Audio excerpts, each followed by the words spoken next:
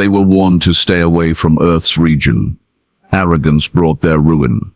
The first indication that something was wrong came from Gateway Station, a massive orbital platform suspended between three star systems where 17 species conducted trade, diplomacy, and the fragile work of coexistence. Mireille Vensalis stood in the central observation gallery, her crystalline crest flickering amber with irritation. She had been attempting to reach the human docking coordinator for 6 minutes, 6 minutes of silence where there should have been the usual efficient, slightly informal human response. Docking control, this is diplomatic liaison Vensalis.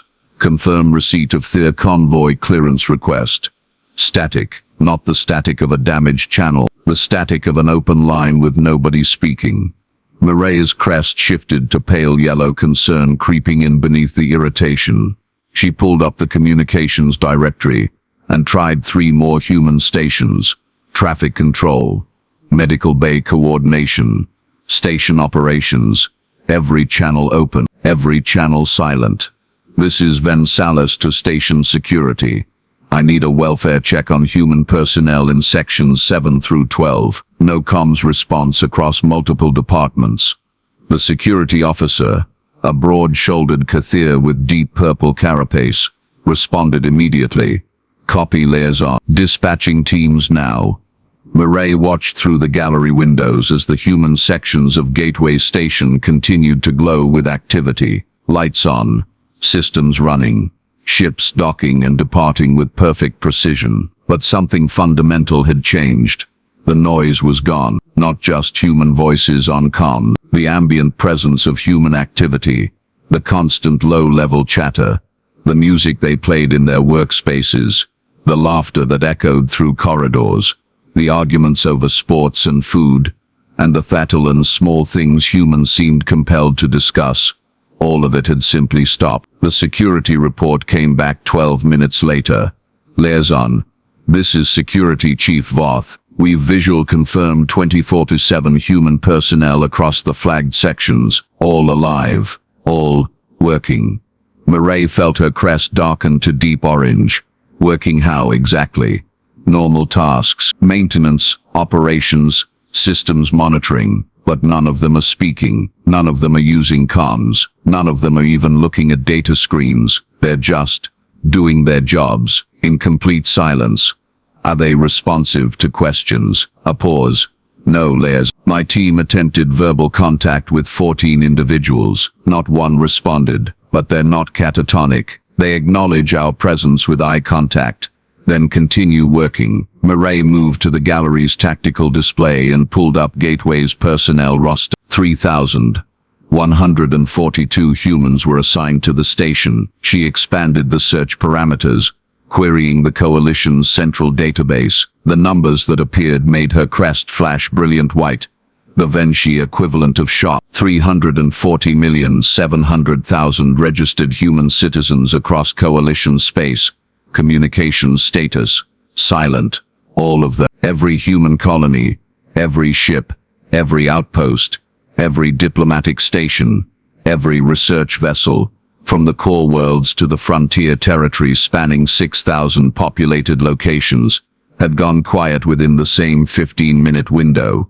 No distress signals, no explanations, no warning, just silence. Commander Zel Torin's 4 arms moved across the tactical displays in the Coalition Command Center, with the precise choreography of a species evolved for multitasking. His compound eyes processed 16 data streams simultaneously, and none of them made sense. Status update, he commanded, his mandibles clicking with barely restrained agitation. All human military vessels maintain formation and navigation, reported the scan officer. Fleet movements consistent with scheduled patrol routes, no deviations, no hostile actions.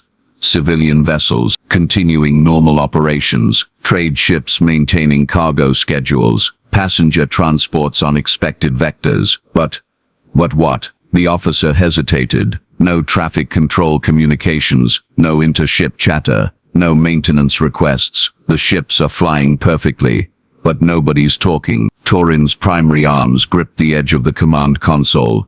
What about their colonies? Another officer pulled up planetary surveillance. Power grids, stable. Manufacturing continues.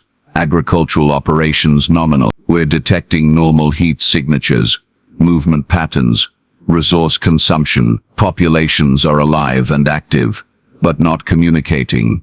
Not externally, sir. No broadcasts, no transmissions, no quantum relay activity. Internal surveillance shows humans moving through their spaces, working, eating, sleeping, just, quietly. Torin had fought in the border wars. He'd seen species succumb to neural plagues, witnessed hive mind takeovers, responded to AI corruption events. This matched none of those patterns. Get me Ambassador Kovas, and someone find me a human who will explain what in the depths is happening. The ambassador arrived within minutes, his 6 eyes wide with concern, soft gray fur bristling. Commander, I've been attempting to reach human diplomatic channel, every embassy, every liaison office. Let me guess, Torin interrupted. Silence. Complete silence. But the embassies are still functioning. I have visual confirmation that staff are present and active. Kovas's voice carried the melodic harmonics of his species' emotional resonance. Commander, I can sense something. The humans I can see through security feeds. They're not distressed. They're not afraid. They're calm. Intensely, eerily calm. That's supposed to be reassuring. No, it's supposed to be terrifying, because it means this is intentional. Hollis Tambwe sat in her quarters aboard research vessel Herodotus, hands folded in her lap, breath moving in careful rhythms. Her eyes were closed, but she wasn't sleeping. She was listening, not to sounds, to the space between sound, to the vast dark frequency that existed beneath conscious thought, where revolutionary memory lived, where the pre-verbal human brain had once navigated a world of predators and survival by sensation alone. She could feel the presence of the others, the 340 million human minds that had dropped into this same stillness, not through communication that would create noise but through something older, the collective neurological exhale of a species that had evolved to go quiet when the hunter came close. Somewhere in a frequency spectrum no scanner could detect, something was passing through the galaxy, something vast and ancient and hungry, something that navigated by following the electromagnetic signatures of conscious thought, and humanity had learned to become invisible to it. The cost was high. Maintaining the stillness meant suppressing every function that generated detectable frequency, language, abstract thought, identity itself. What remained was pure subconscious operation, muscle memories, spatial awareness, procedural knowledge, enough to function, not enough to be seen. Hollis felt the hours pass like water flowing around a stone. Time existed, but she wasn't tracking it. She was simply here, present, silent, listening. She felt the moment the predator's attention shifted away, felt the vast searching pressure release, and then, like a collective indrawn breath, humanity woke up. Hollis opened her eyes. Her hands were shaking. Her throat was dry. She reached for her comm unit with fingers that remembered how to move before her conscious mind remembered how to think. This is Dr. Tambwe to all stations, resuming normal operations. Across the galaxy, 340 million humans spoke their first words in 87 hours. Mirai was in the middle of a heated emergency session when the human channels burst back to life. Repeat. Gateway operations resuming standard protocol. Medical bay acknowledging backlog. Triaging queued requests. Docking control to inbound vessels. We copy your position. Stand by for updated approach vectors. The cacophony of normal human activity flooded back into the communications network as if someone had flipped a switch. Mirai's crest flared bright red. Fury. She keyed her personal comm. Docking control. This is Ven Salis. Get me your supervisor. Now. Copy that liaison. Transferring you to Coordinator Matsuda. A moment later a woman's voice came through, calm, professional, utterly unbothered. This is Matsuda. How can I help you, liaison? You can start, Mirai said, her voice sharp enough to cut steel, by explaining where you've been for the last 87 hours. We were here, liaison, maintaining operations. Why didn't you respond to communications? We were listening. Mirai's crest flashed through 3 colors in as many seconds. Listening to what? I'm not authorized to discuss operational details, liaison, but I can assure you there was no threat to the station or coalition personnel. You went silent for nearly 4 days, and you expect me to accept we were listening as an explanation? With respect, liaison, I don't expect anything. I'm simply telling you what happened. The line disconnected. Mirai stood in the observation gallery surrounded by worried representatives from a dozen species, all demanding answers she didn't have. Behind her, Ambassador Kovas spoke quietly. This is going to get worse before it gets better. He had no idea how right he was. 3 months of investigations that went nowhere. 3 months of human officials politely declining to explain. 3 months of growing resentment as the coalition demanded transparency and humanity simply declined to provide. The official human position, delivered by every diplomat, every liaison, every captain. We enacted a safety protocol. No laws were broken. No harm was done. The matter is closed. Mirai had written 17 reports. Commander Torin had convened 4 military tribunals. The Coalition Council had passed 3 resolutions demanding answers. Humanity had ignored all of them. And then the asteroid appeared. The alert came through at 0314 station time. Mirai was asleep when her comms screamed its emergency tone. All personnel, this is Gateway Command. We have confirmed trajectory on asteroid designation KTH4. Current path intersects with Kathia Prime. Estimated impact in 41 hours. This is not a drill. Mirai was moving before conscious thought caught up. Kathia Prime, 8 billion inhabitants, core world of the coalition. She reached command center in 4 minutes. The room was already chaos. Commander Torin stood at the tactical display, all 4 arms moving frantically. How did we miss this? It wasn't there, sir. The scan officer's voice shook. We have complete survey data from that sector. Nothing larger than 3 meters. This object is 800 meters across and moving at 0.14 light speed. That's impossible. Yes, sir. Mirai pushed through the crowd. Evacuation timeline. Not enough ships. Not enough time. Torin's mandibles clicked in distress. We can maybe evacuate 200 million, maybe. The room went silent as the math settled in. 8 billion people, 41 hours. Then something changed on the display. The asteroid's trajectory line flickered, updated, flickered again. The scan officer leaned forward. Mandibles spread in confusion. Sir, it's turning. Asteroids don't turn. This one is. Mirai watched the projection update in real time. The trajectory that had pointed directly at Kathia Prime bent, shifted, curved away. In 17 minutes, the extinction-level threat became a near miss that would pass 200 million kilometers from the planet. No explosions, no deflection attempts, no intervention that any sensor could detect, just a change in course. Commander Torin turned slowly to face Mirai. His compound eyes held an expression she'd never seen before. Fear. Get me every human official in this sector, he said quietly. Get them now. The meeting took place in a sealed conference room with security protocols that prohibited any recording. Present. Commander Torin, Mirai Van Salis, Ambassador Kovas, and 3 humans, Captain Naveen Reyes, Dr. Hollis Tamway, and Director Marcus Chen of Human Colonial Affairs. Torin wasted no time. Did you move that asteroid? Captain Reyes sat perfectly still, hands folded on the table. No. Then what happened? The trajectory was adjusted by a non-human intelligence. We simply ensured it happened in the right direction. Mirai's crest flashed white. Explain, now. Dr. Tamway spoke for the first time. Her voice soft, hesitant. There are things in the galaxy that don't interact with matter the way we understand it. Things that exist in frequency spectrums most species can't perceive. We call them frequency predators. That's not Torin began. They're real, Tamway continued. They navigate by detecting conscious thought.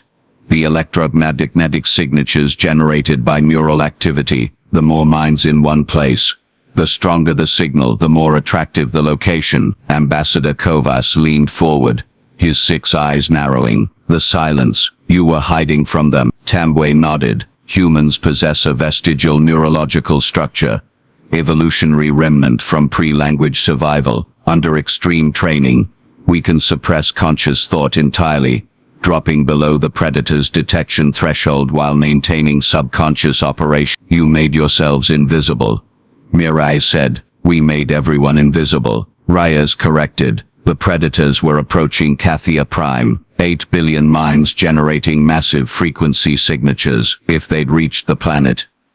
How do you know this? Torin demanded. How can you possibly detect something that our entire sensor network missed? Because we evolved to hear it. Tambwe pulled up a holographic display of human neural architecture. This structure, the remnant pre-verbal processing node. Most species bred it out millions of years ago when language developed. Humans kept it. It creates auditory hallucinations, pattern-seeking behavior, hypervigilance, but it also lets us perceive frequencies that don't exist in conventional physics. Director Chen took over. 43 years ago, a human colony went silent for 11 hours. Nobody understood why. When we investigated, we found evidence of a massive gravitational anomaly passing through the system, something that had no business being there. We started listening more carefully. Listening, Mirai repeated, the word you keep using. The only word that fits. We can't see them. We can't scan them, but we can hear them, or rather we can sense the pressure they create in frequencies adjacent to consciousness itself. Reyes pulled up a classified file. For the last 40 years humans have been tracking frequency predator movement. We've identified 17 separate entities, mapped their approximate ranges, and developed protocols to hide population centers when they pass through inhabited space. The silence. Kovas breathed. You've done this before. 237 times, Chen confirmed. Most lasted less than 12 hours. The Cathia incident required 87 hours because the predator was larger and moved more slowly. Torin's forearms had stopped moving entirely. Why didn't you tell us? Because you would have tried to verify it, Tambwe said gently. You would have activated scanning systems, sent investigation fleets, increased communications traffic, all of which would have generated exactly the kind of noise that attracts predators. And the asteroid, Reyes straightened. The predator was using gravitational manipulation to adjust its course toward Cathia Prime. When we enacted the listening silence, the prey signal vanished. The predator searched, found nothing, and began moving away. As it left, suggested a trajectory adjustment through quantum entanglement of atmospheric particles, nudged the asteroid's path slightly. The predator did the rest. Following the gravitational momentum we'd initiated, the room was silent. Finally, Ambassador Kovas spoke, his voice carrying harmonics of deep sadness. What does it cost you, this silence? Tambwe's eyes glistened. Memory loss, temporal disorientation, identity erosion. The longer you stay in the stillness, the harder it is to come back. Some people lose days, others lose pieces of themselves. But you do it anyway. We do it because nobody else can. Engineer Yuki Okonkwo wasn't supposed to be in the investigation briefing, but Archivist Curler had insisted. You have practical experience with sub-frequency monitoring. The gaseous consciousness had said, its containment suit glowing softly. I need you to explain what I found in a way that makes sense to biological mind. So Okonkwo stood before a room full of admirals, council members, and species representatives, feeling wildly out of place. Right, she began. So, I work in maintenance. Yeah, and last cycle we had this coolant pump that kept failing. Not broken, all the diagnostics came back clean. But every 27 hours, it would stutter. Just for a second, but enough to trigger warnings. Mirai frowned. What does this have to do with? I'm getting there. See, I finally figured out the problem wasn't the pump. It was specifically, it was a harmonic resonance in the room's structural supports that matched the pump's operational frequency. Every 27 hours, station rotation brought us into alignment with a particular gravitational field from the nearby moon. That field created a pressure wave we couldn't measure with standard tools, but it was there, and the pump could feel it. Okonkwo pulled up a display. Human neurology works the same way. We have this evolutionary artifact, this structure that our brains never fully deleted, and it picks up pressure waves in frequencies that don't register on conventional sensors. It's not magic. It's not supernatural. It's just sensitivity to a spectrum most species aren't tuned to, like the coolant pump. Ambassador Kovas said. Exactly like the coolant pump, and just like I had to shut down non-essential systems to isolate the problem, humans have to shut down conscious thought to fully perceive what's happening in that frequency range. Archivist Curler's suit pulsed, and what Engineer Conquo is too modest to mention is that I found 43 years of maintenance logs documenting similar equipment sensitivities across every human installation. They weren't equipment failures. They were early warning systems. You built a detection network, Mirai said slowly. Using things that shouldn't be able to detect anything. We used what we had, Okonkwo replied, and what we had was neurology that most species consider a liability. Professor Ilix's research laboratory was cluttered with neural scans, brain models, and enough xenopsychology texts to fill a small library. The elderly Kathia scholar gestured with two of her forearms at a holographic human brain. This is what terrifies me, she said without preamble. Not what humans can do, what they've done to themselves. The scan showed a human brain in two states, normal consciousness and listening silent. During the stillness, Ilix continued, humans suppress activity in the prefrontal cortex, language centers, identity processing areas, episodic memory formation. Essentially everything that makes someone a person. What remains is this. She highlighted small clusters of deep brain structures, autonomic function, procedural memory, and this. She zoomed in on the vestigial preverbal node. This structure shouldn't be capable of coordinating complex behavior. It's evolutionary junk, but humans have trained themselves to route essential processing through it, bypassing all conscious oversight. They turned themselves off, Mirai said. They turned themselves onto something else, something pre-human, and they do it voluntarily, repeatedly. Do you understand what kind of psychological conditioning that requires? What kind of civilization decides this is an acceptable cost? Ambassador Kovas studied the scans, one that believes some things are worth sacrificing yourself for, sacrificing their very sense of self.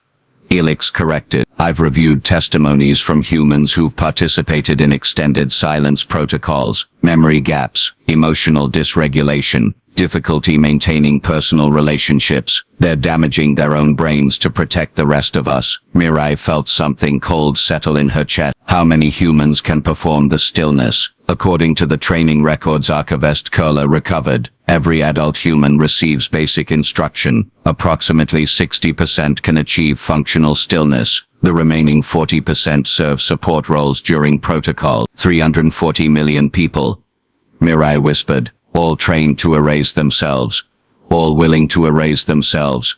Kovas corrected gently. There's a difference. The practice logs were damning in their mundanity. Archivist Curler displayed them across multiple screens.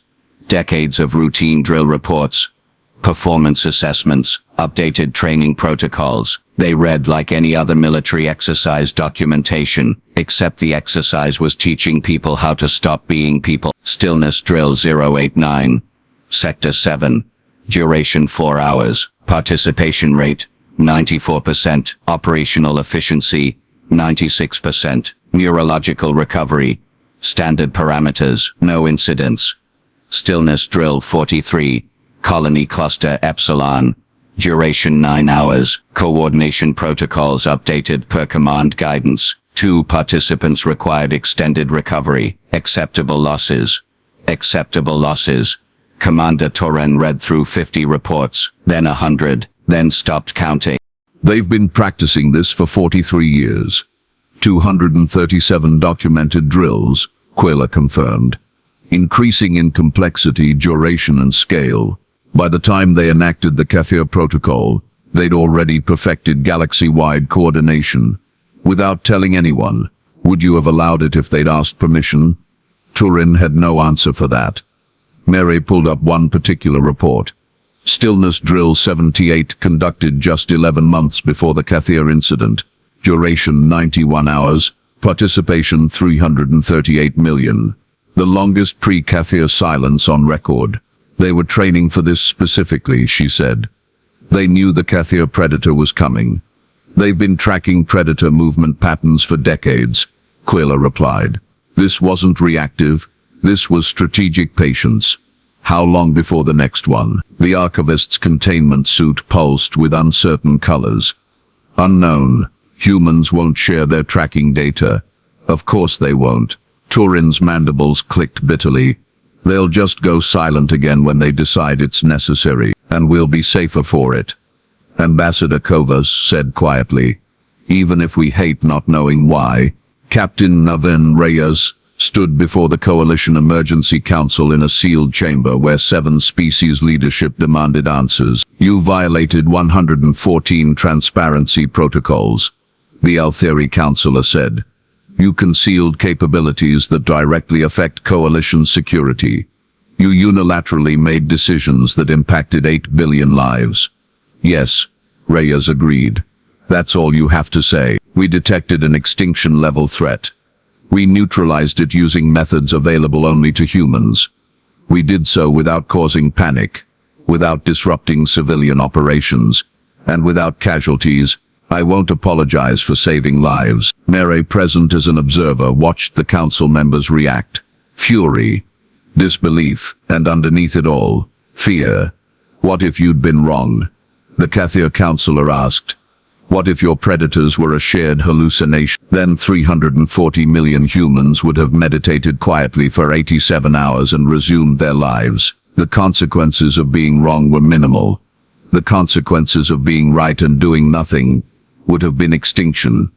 You decided that for us, yes, because you couldn't perceive the threat, and the time required to convince you would have guaranteed failure. You're saying we should just trust you. Reyes met the Ransar's gaze steadily. I'm saying you should trust that we have no interest in letting inhabited worlds get consumed by things we can perceive and you can't. We're not your enemies. We're your early warning system, whether you want us to be or not. The silence that followed was suffocating. Finally, the Venchi counselor, a different one than Mere but with the same crystalline features, spoke. What do you want from us? Nothing. We'll continue monitoring the frequencies we can access. When necessary, we'll enact silence protocols. You're welcome to study the phenomenon. Attempt to develop your own detection methods. Establish oversight committees. It won't change what we do. Because you've decided you know better than the entire coalition. No, Reyes said simply, because we can hear things you can't, and someone has to listen. Dr. Tamwa's testimony came 3 days later, and it changed everything. She sat before the council with Ambassador Kovas beside her. He'd insisted on providing emotional support, sensing the weight of what she carried. I need to explain what the stillness feels like, she began, because if you're going to judge whether we should continue this practice, you need to understand the cost. Mere, watching from the diplomatic gallery, leaned forward. When you enter the stillness, Tamwa continued, you're conscious of the decision to begin. You feel yourself letting go of language first. The words just drain away. Then abstract thought. Then identity. What's left is pure presence. You exist, but you don't know you exist. How do you function? The Altheri counselor asked gently. Muscle memory. Procedural knowledge. Your body knows what to do even when your mind doesn't. You can operate machinery you've used 1,000 times, navigate spaces you've memorized, follow routines you've established, but you can't form new thoughts, can't make novel decisions, can't remember that you have people you love or dreams you're working toward. And when you come back, Tamwa's voice broke slightly. It takes time. The words return first, but they feel foreign, like learning a language you used to know. Then the memories, but they're fragmented. You know things happened, but the emotional context is gone. It takes days to feel like yourself again, sometimes weeks. And you chose to do this for 87 hours. I chose to do this for strangers who hate us, for a species that calls humans primitive and dangerous, because 8 billion lives mattered more than my sense of self. The chamber was utterly silent. There's something else, Tamwa added, during the stillness. When you're in that pre-verbal state, you can hear the frequency predators, not with your ears, with something older. You feel their attention like pressure against your consciousness. You feel them searching, and you know, with absolute certainty, That if they find you, everyone dies. That's what you endured, Kova said softly. All of you. 340 million people holding their breath in a darkness the rest of us can't even perceive. Yes, why? The question came from Commander Torin. Why do this for people who don't trust you? Tambwe looked up at him with exhausted eyes. Because someone has to, and we're the only ones who can. The Frequency Awareness Treaty was ratified 6 weeks later. It was the strangest diplomatic document in coalition history. It essentially formalized that humans would continue doing exactly what they'd been doing in secret.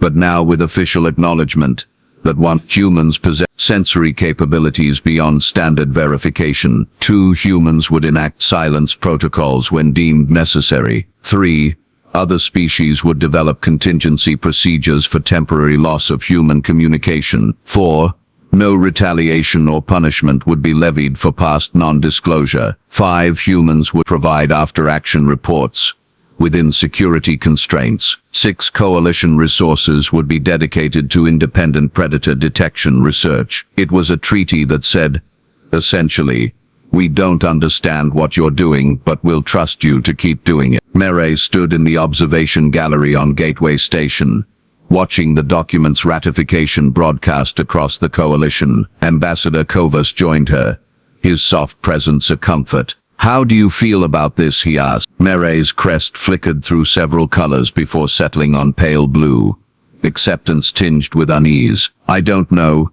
3 months ago, I was angry, felt betrayed. Now you understand that some protections require secret. Now I'm terrified of what else might be out there that we can't perceive. They watched a human cargo ship undock from the station, its movements precise and unremarkable. Do you think they're listening right now? Mere asked.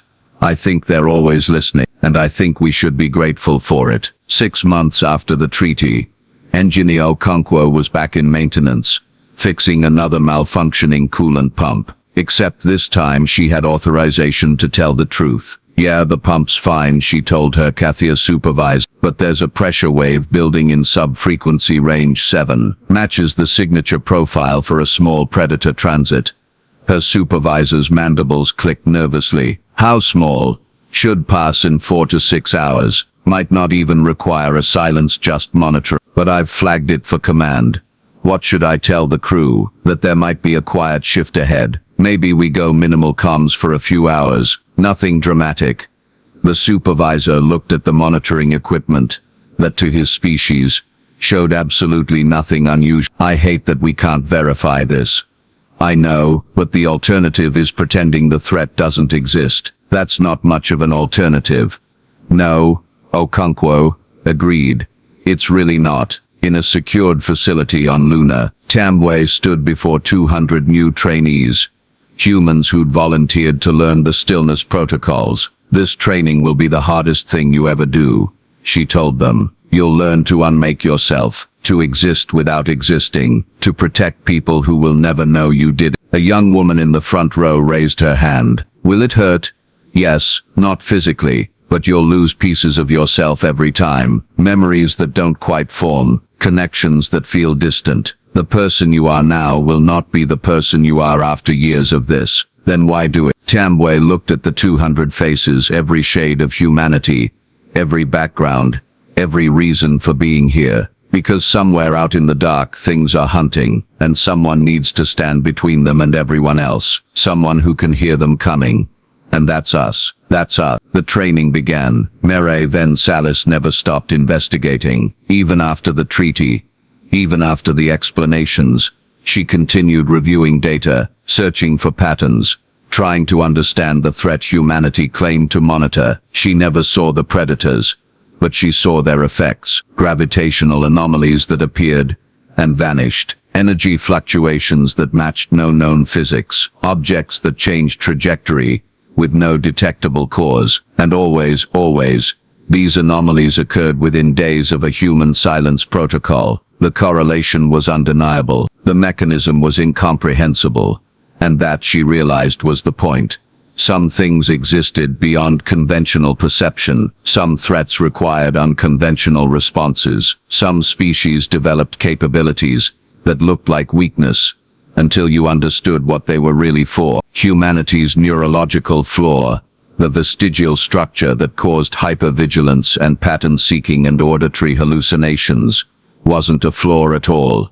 It was a feature, an evolutionary alarm system that had saved the species once on their homeworld, and was now saving everyone else. Commander Torin attended his first human stillness drill as an observer. He watched as 4,000 humans across a research station gradually went quiet, conversations trailing off mid-sentence, screens going dark, movement continuing but becoming smoother, more mechanical. Within 20 minutes, the station was silent except for the hum of machinery. He walked through corridors where humans continued working, adjusting equipment, performing maintenance, navigating spaces, all without speaking, without thinking, without being anyone at all. It was the most disturbing thing he'd ever witnessed. And when the drill ended 4 hours later, and he watched them come back, watched awareness return to their eyes, watched them struggle to remember their own names, he understood. This was what courage looked like when you couldn't fight the enemy with weapons. This was what sacrifice looked like when the cost was yourself. This was what love looked like when it meant protecting people who feared you. He filed his report with a single recommendation: never ask humans to explain themselves again, just be grateful they're listening. Professor Ilix published her final paper on human neuropsychology 3 months before her retirement. The title, Voluntary Cognitive Dissolution: Why Humanity's Greatest Strength is Their Willingness to Stop Being Human. The conclusion was simple.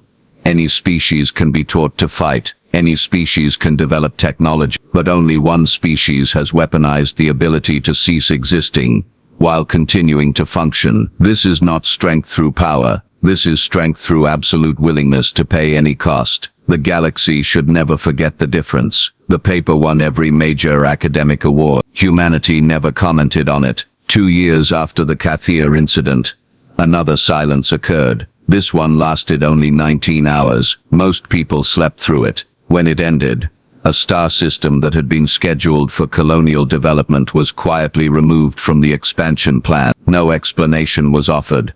6 months later, coalition surveyors detected massive gravitational distortions in that system. Distortions that persisted for 11 weeks before fading. Something had been there. Something had been listening, and humanity had gone quiet until it passed. Mireille stood in the Gateway Observation Gallery on the 3rd anniversary of the Kathir event. Ambassador Kovas joined her as had become their custom. I read Dr. Tamwi's latest medical report. Kovas said quietly, the neurological damage from extended silences is cumulative. She can't participate in protocols anymore.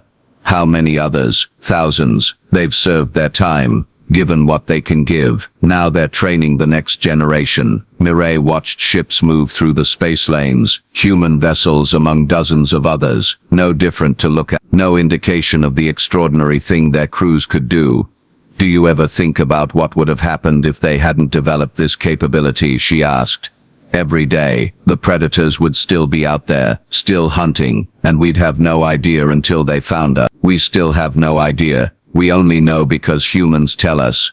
Yes, and that's what trust means, believing in protections you can't verify. A soft alert chimed on Mireille's datapad. A message from Human Coalition Affairs. Frequency monitoring.